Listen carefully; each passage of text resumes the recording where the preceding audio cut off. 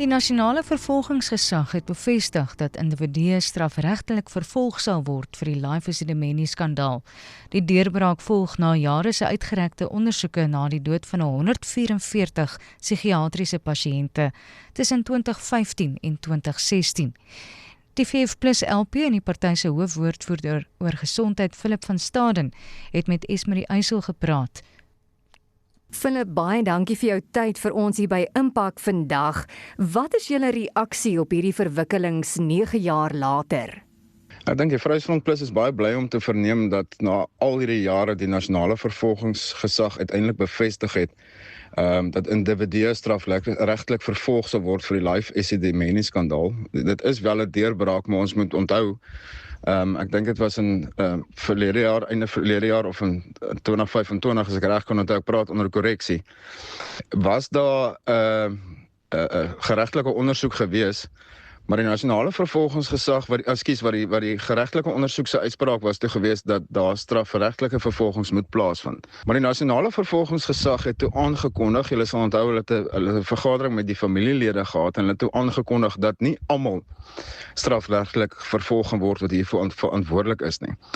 Die Vryheidsfront Plus het op daardie stadium kapsie gemaak daarteen en gesê almal moet vervolg word wat verantwoordelik is vir hierdie dade. En dit sluit die voormalige LER van gesondheid in Gauteng en op daardie tydstip in Godani Mashlangu.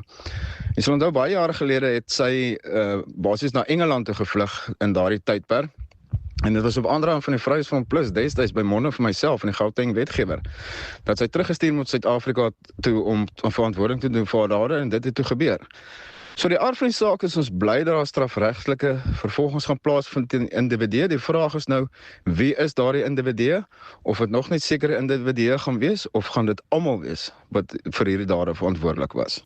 En Philip, wat het die vertragings meegebring? Want ek weet die NVG is ook al gepols hieroor en moontlik die rol wat advokaat Annie Mothibi hierin kon speel.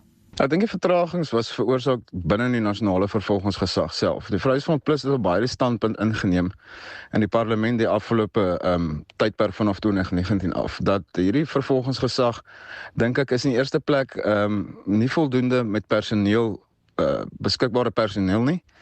En ek dink ook nie die ondersoeke word reg afgehandel van wie ook al nie. As ondersoeke nie reg afgehandel word nie, kan daar nie vervolging plaasvind nie. So ons sit met 'n leemte in ons regstelsel en ondersoekstelsel, en ek dink alvorens dit nie uitgepleis kan word nie, sal ons nog lank met hierdie probleem sit. Maar goed, die Vryheidsfront Plus spreek die hoop uit dat advokaat Andy Mothibi wel 'n positiewe rol hierin sal kan speel, en ons sal toesien dat reg en geregtigheid sal geskied in hierdie saak. Strafregtelike vervolging, dit beteken daar is individue wat uitgewys is. Het jy name van diegene wat ten tye van die tragedie by die Gautengse Departement van Gesondheid werksaam was, wat in NVG se vizier kan wees, dalk die LER vir gesondheid in Gauteng destyds? Daar was destyds groot name van nie net Godani Mashlangu betrokke by die voormalige LER van gesondheid in Gauteng was op daai tydstap nie. Daar was name betrokke van verskeie amptenare.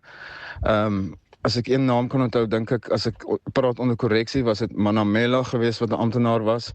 Ek wil nou nie per 'n persoon se van noem wat dalk nie so is nie, maar ek dink ek is reg as ek sê dit is daai tipe van persone. Maar daar was baie amptenare ook betrokke geweest. Wie die name tans is tans nog vir my onbekend. Ons het nog nie daardie inligting ontvang, maar sodra ons dit ontvang, hopelik word dit bekend gemaak. Maar ek twyfel of dit wel bekend gemaak sal word, alvorens die persone nie aangekla is en in die howe verskyn het nie.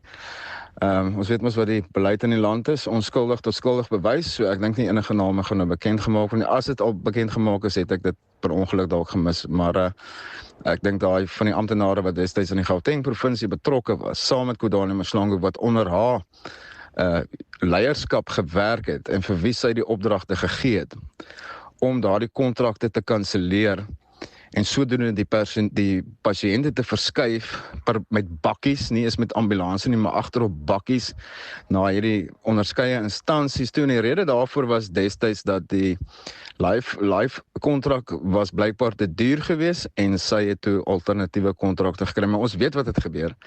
Daardie instellings was nie naaste by gerad om hierdie pasiënte te hanteer nie. Soos ek reeds gesê, daai pasiënte was destyds met bakkies vervoer na die onderskeie instellings toe.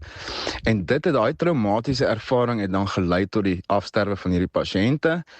Die nuwe organisasie, soos ek reeds gesê het, was glad nie gerad om hulle te versorg nie, en dis waar hierdie tragedie ontstaan het en vandaan gekom het. En dit waaroor almal wonder is of hierdie vervolging op iets gaan uitloop en of die geraakte families werklik geregtigheid gaan sien.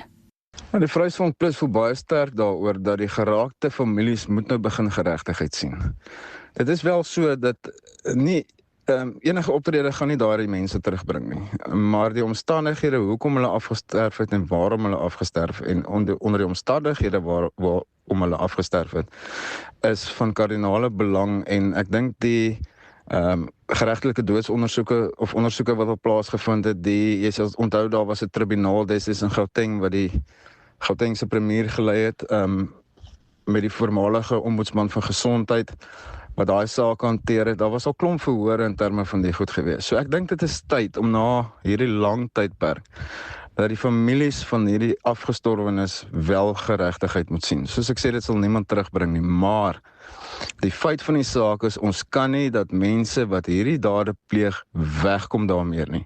Dit is basies, in my oë sien ek dit as moord. Baie mense sê vir my, maar dit is nie moord nie, maar mense het afgesterf. 144 mense is oorlede weens besluite wat gemaak is deur politici en amptenare wat nie, ek dink, naaste by besef het waarmee hulle besig was nie. Ons kan nooit ooit weer so 'n tragedie enigsins in Suid-Afrika toelaat nie. En die geregtigheid wat hieruit moet geskied, moet 'n duidelike boodskap wees vir alle politici, alle politieke leiers van departemente, alle amptenare, om te sê dat genoeg is genoeg. Indien dit weer gaan gebeur, sal mense baie swaar gestraf word. So die Vryheidsfront Plus spreek die hoop uit dat indien hierdie vervolgings nou gaan plaasvind, en ek hoop die nasionale vervolgingsgesag se saak is sterk op hierdie goed, dat die mense nie kan wegkom nie, maar dan moet dit, indien hulle skuldig bevind word, 'n duidelike boodskap wees vir amptenare en politici in die toekoms, om dit nie eens te probeer waag om weer so iets te doen nie. Ons sit met slagtings in ons openbare hospitale. Julle weet presies wat dit al voorheen daar gebeur en wat gebeur nog steeds. Ons kan net nie langer so aangaan nie. Daar sal 'n duidelike boodskap uitgestuur moet word om te sê, as jy dit doen, sal daar met jou gehandel word volgens die reg. Philip, baie dankie vir jou tyd. Jy moet 'n mooi dag verder hê. Dit is Philip van Staden waarmee ek gesels het, die VF+ se LP en die party se hoofwoordvoerder oor gesondheid. Die stem van Esmerie Eysel. Impak. Bly op hoogte van die jongste nuus op Pretoria FM.